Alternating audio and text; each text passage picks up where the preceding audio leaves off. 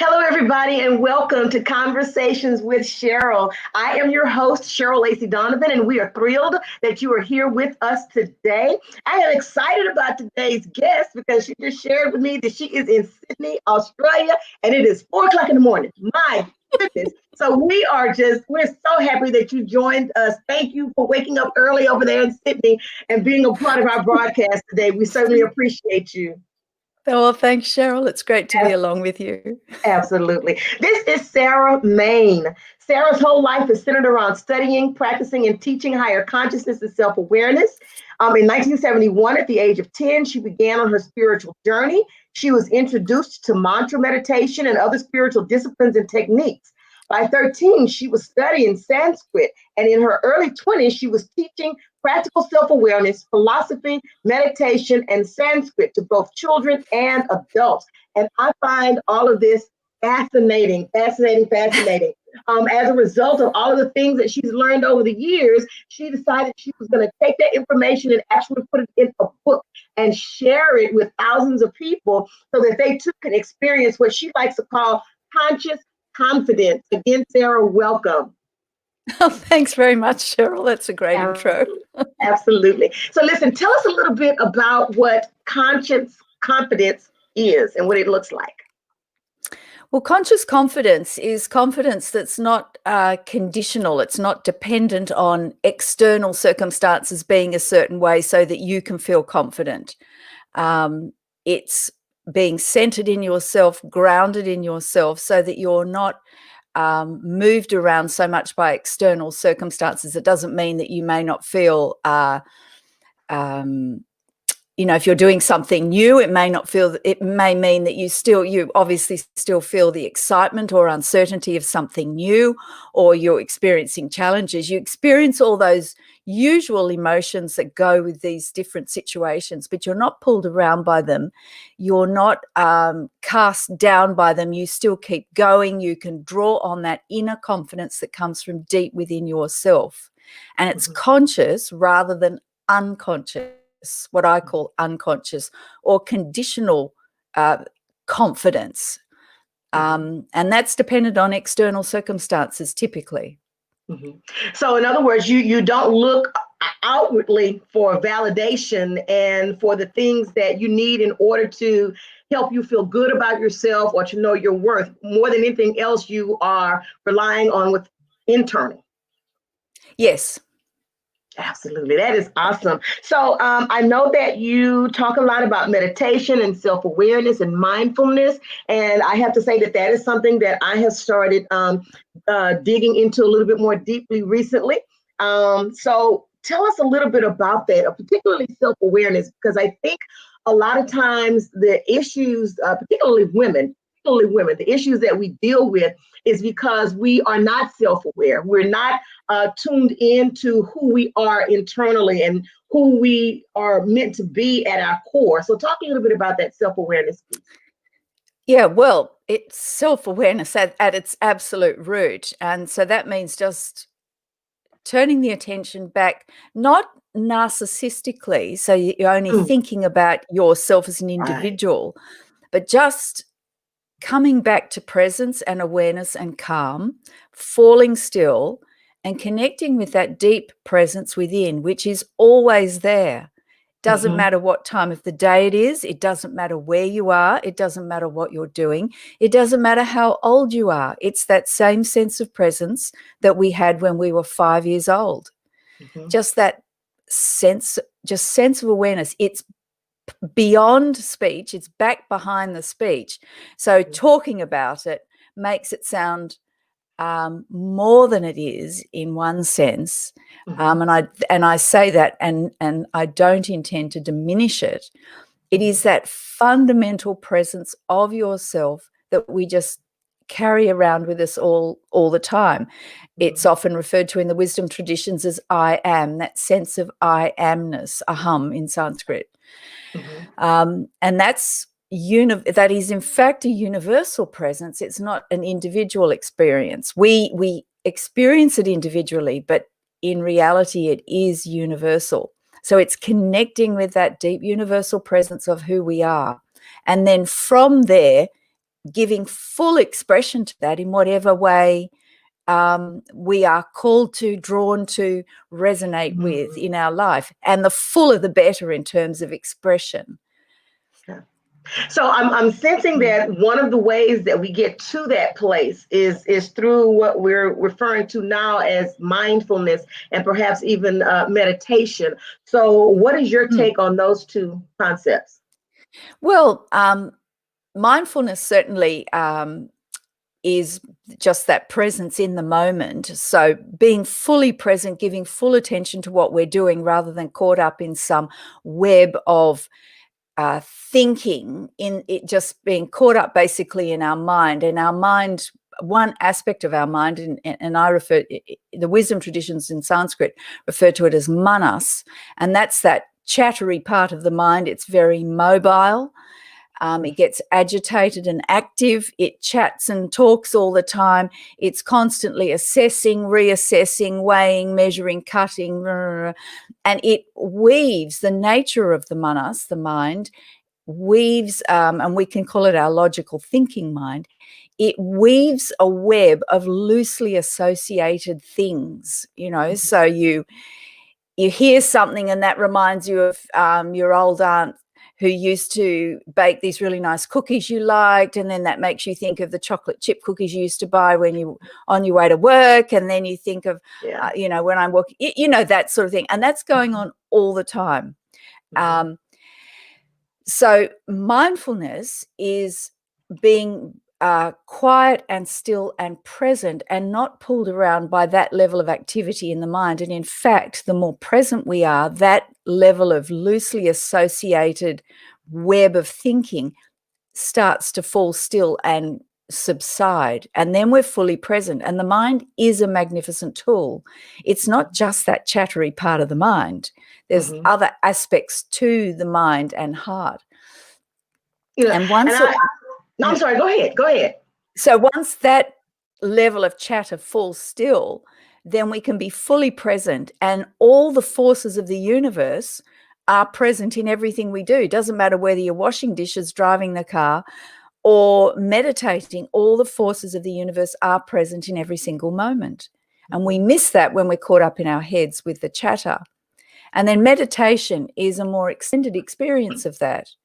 Mindfulness is what going through our daily life, but meditation is direct connection with who we are, and that is a universal situation.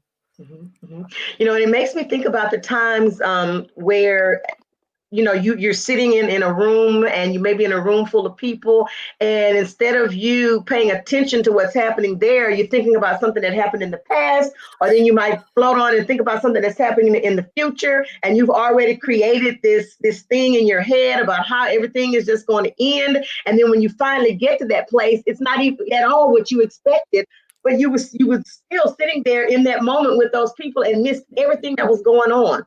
Or Exactly. maybe you're driving to work or whatever, and all of a sudden you're at work and you're like, well, how did I get here? You missed everything else that was going on in the moment. Yep, exactly. So, and that's, you're either present or you're absent. Shakespeare describes it. It's described in all sorts of wisdom traditions. Shakespeare describes it beautifully. But it's that waking sleep where our eyes are open and we're awake enough, God knows how, so we don't actually walk into lampposts and trees, but we're actually fast asleep to the actual present moment where we are. Yeah, absolutely. I've experienced that before. I have to be honest. I have.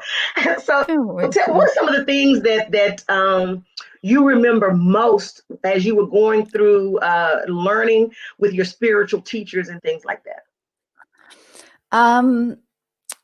Well, the fundamental practice that I was taught from a young age, and it's with me to this day, is to fall still, remember who you are, and then give full attention to the matter in hand. 3 very simple things: fall still, remember who you are, and give full attention to the matter in hand. And that has carried me through all my life, through 30 years of teaching, classroom teaching. And no matter what you face, fall still, Remember who you are. So come back to that presence, in other words. That's not a thinking things. That's a deep memory, and it's a simple memory and direct, and then give full attention to what you're doing. So you're not caught up in your head in any concepts, and the knowledge of everything that's needed in that present moment for that situation is there, and follow that. And I think that's I was just going to say, I think that's one of the things that we fail to do, the whole fall still. Everybody is busy, busy, busy, busy, busy, like little hamsters on the habit trail, and spinning, spinning, spinning. And we never take the time to just sit still and be quiet for a moment so that we can actually hear our inner wisdom. Well, it's that falling still and coming into the present. That is, what people call mindfulness these days. Is essential, and it's utterly practical and utterly simple, but it does take practice so that becomes natural, because otherwise we have the habit of being caught up in our heads. And look, it happens, we all do, but it's being able to then immediately spot that, come back to the present moment, and let go of all the sort of random thoughts. They come and they go. That's the nature of them. So just let them go, release them, surrender them, however you want to describe them, and just come back to the present moment. That's where the real trap is, because some of these thoughts we've become attached to, and we hang on to them, and we don't want to let them go, and we're getting something out of the repetition, and we keep that going. There's a payoff. And so we, it can be slightly bizarre what it is, but we keep it going rather than being more dedicated to the present moment. Wow. Yeah. So I know that one of the things that you do is executive coaching. And as I'm sitting here thinking about talking about being busy and, your mind going all over the place, I can just imagine that working with executives, that can be maybe difficult to help them get to the place that you're trying to get them to. But what are some of the main things that you find that many of these executive coaches need? Is there a common theme or a common need that they have? Yes. Yes, there is. It's at several levels. Typically, they want to be more present. They want to be able to attend more fully in the present moment. And most of the ones that are switched on enough with coaching know that that's where they can be the effective and do the best for the people that they're leading in their organizations or whatever they're doing. So that presence, they want to develop that presence. That's number one. Number two is usually they've hit some sort of roadblock in themselves, and it'll be some limit that's holding them back. And it's just unlocking that so that they can get over that and keep moving. And that's not necessarily a sort of a big process, but they need to get the awareness on what it is that's kind of holding them back. And the other thing is they're facing a crossroads in their career, and they want to take a new step. And it's, do they go further in their given career that they're already in, or do they change tack, and do something new that's more aligned with their purpose and what sense of meaning they have now in their lives. So that's there's sort of the variety of things. But it doesn't matter whether I'm doing life coaching or executive coaching. People are people fundamentally. Right. And so some of the fundamental issues are the same either way. Right. So how did you develop the Conscious Confidence Fuse program? How did that come about? Well, it actually started because I was looking into the whole thing of performance anxiety and stage fright. That's another story how I got into that. But I suddenly thought, I was looking into all the neuroplasticity and fight-flight responses and all to do with, stage fright. And then I thought, confidence, that's it. What does confidence really mean? What is happening within you when you are confident? That was the question. And as soon as I thought that, I thought, go back and look at what the Sanskrit says about confidence. And I've got a background in Sanskrit, but it was not my first thought. at the time. And this is a process over several months to get to this point. And so I got out my Sanskrit dictionaries and I looked up confidence, and I discovered 12 words for confidence, because Sanskrit has a very broad vocabulary. And so I started looking into the etymology of these 12 words in the way that I had been taught from a young age. And it was a revelation to me, because I suddenly thought, oh, wow, it's like looking at something like a jewel has different facets around it. It was like looking at confidence from all these different angles, from the inside of the energy of confidence, when you feel confident. And so I looked at all of that. And then, to be honest with you, that took 3 or 4 months going into the etymology in Sanskrit of each of those words. And then I spread out all my notes. I knew there was something here. I spread it all out on the dining room table. And I called my husband over and I said, honey, come and have a look at this. There's something here. And it's not clear. There's something here now. I can feel it. I can hear it. And I spread it out. And my husband is just a genius at this. It's synthesizing. And he looked and he said, let's group them. So we started grouping them in terms of characteristics. And they just fell naturally into these 4 energies. And that's how I got the 4-fold energy of conscious confidence directly. And then it just from there, those 4 energies, the FUSE, focusing, uniting, simplifying, and energizing, that they were the core characteristics of confidence, is being able to focus. You're not divided within yourself. There's a unity, an integrity, a wholeness within yourself. You've simplified, you've let go of anything that's unnecessary, that doesn't serve you. And then you're energized and you're taking dynamic action. And that's a lot of words to describe what's actually happening when you are confident. And it was all in the Sanskrit, because Sanskrit has all this incredible wisdom within it.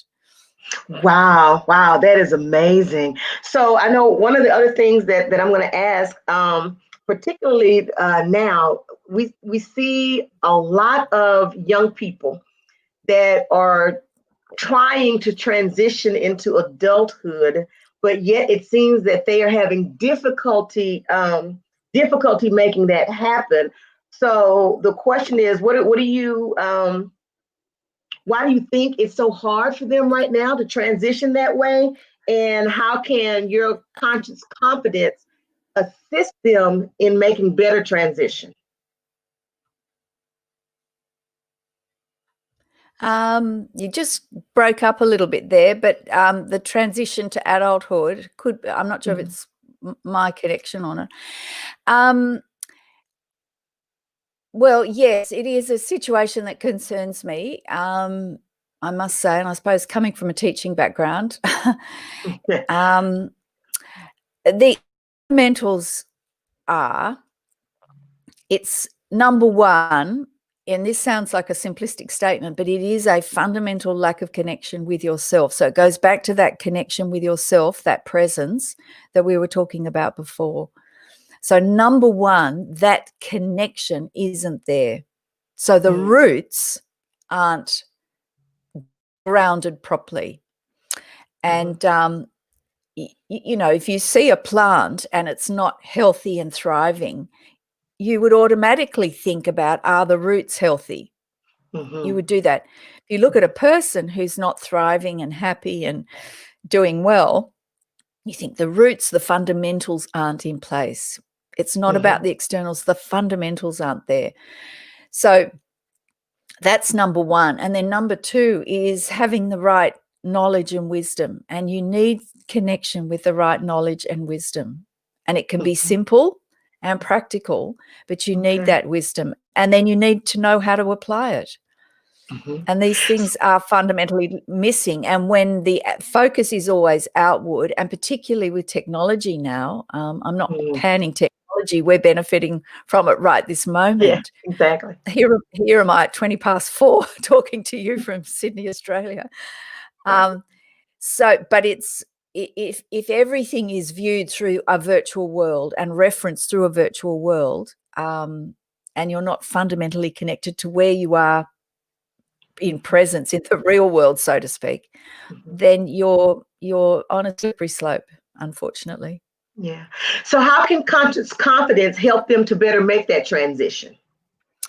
Well, because the first part of conscious confidence, well, the whole Fuse program starts with core values, and Mhm. then a positive attitude. So it actually addresses the fundamentals of values, and those. And I come at the connection with yourself through values, because your values are an expression of who you are. We're giving Mhm. expression to our values whether we know it or not. It's how we Mhm. do things. It informs the choices that we make. And in my book, I went back, and it was a revelation to me when I looked at values in relation to what Sanskrit had to say. And it was all about root, what you value, and the root and the importance, and that which you honor.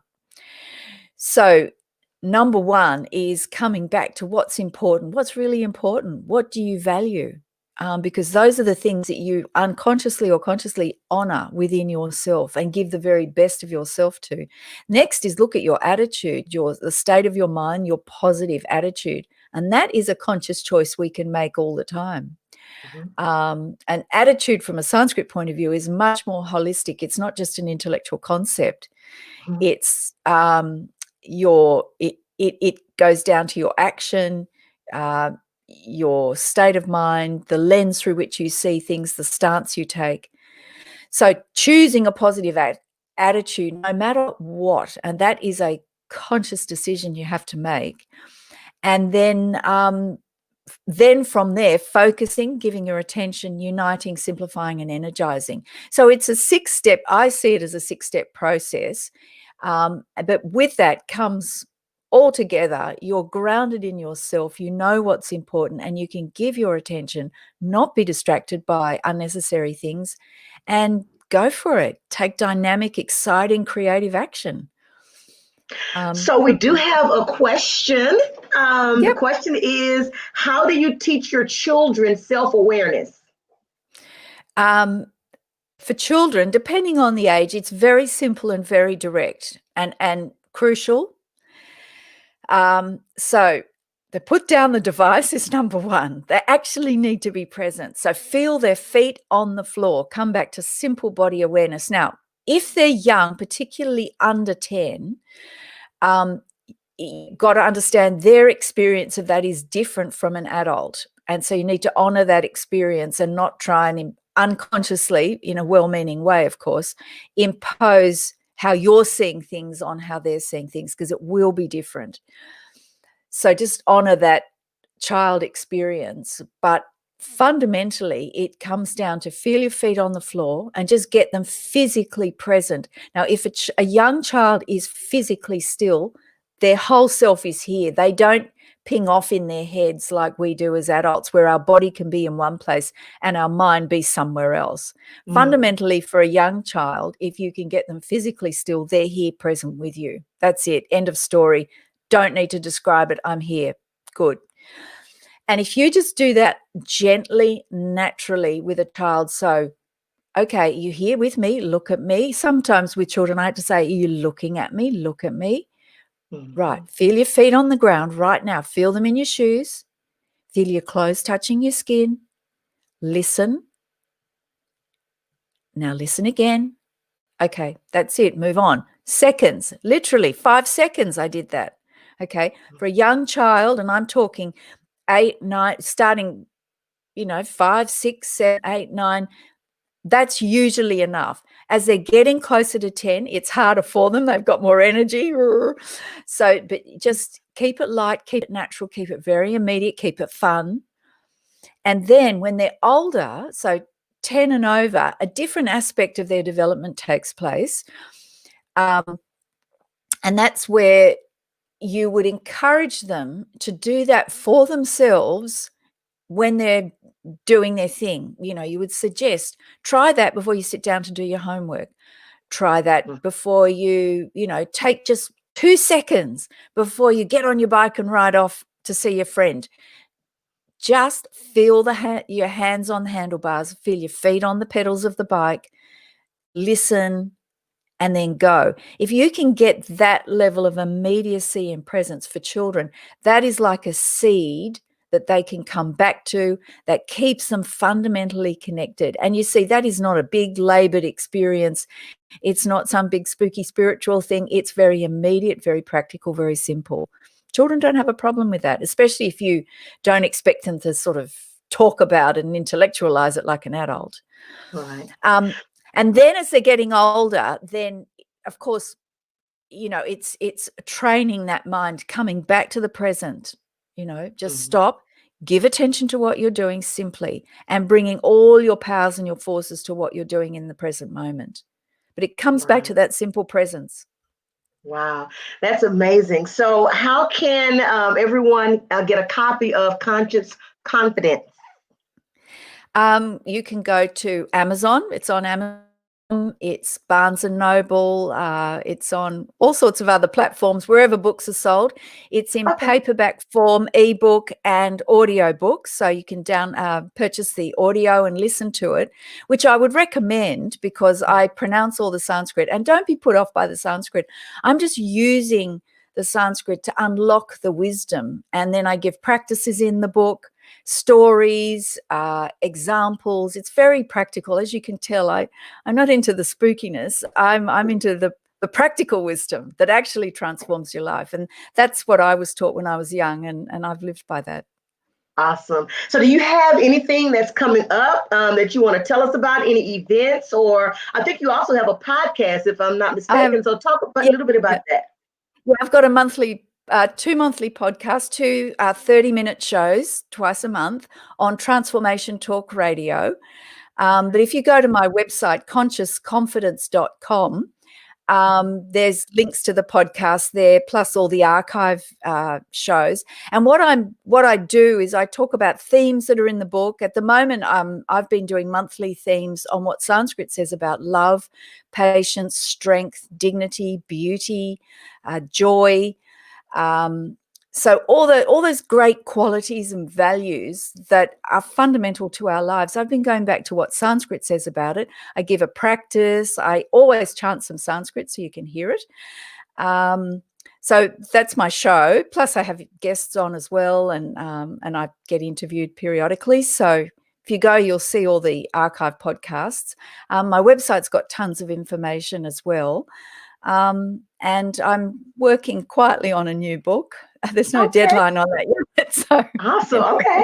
Awesome. We'll look forward to seeing it, and hopefully you'll reach back out. We can have you back on when you do the new book. Thank you. Thanks You're very welcome. much. Sarah, thank you so much for joining us. Thank you for getting up to talk to us at 4:00 in the morning. We appreciate you in Sydney, Australia. Thank you so much. Thanks very much, Cheryl. Thank you. Absolutely. Everybody, we've been talking to Sarah Main. The name of her book is Conscious Confidence. You can find out information about what Sarah is doing at consciousconfidence.com. Please go out there and support her and her book and her podcast, Transformation. What's the name of it? It's on the Transformation Talk Radio platform, but the links are through my website, consciousconfidence.com. All righty. Thank you so much. Listen, everybody, it has been a blast. We look forward to meeting you right back here on next Saturday at 11 a.m. Central Standard Time. We will be speaking with Glennis Albright. You don't want to miss that. So we'll see you then. Thank you and have an awesome, awesome day.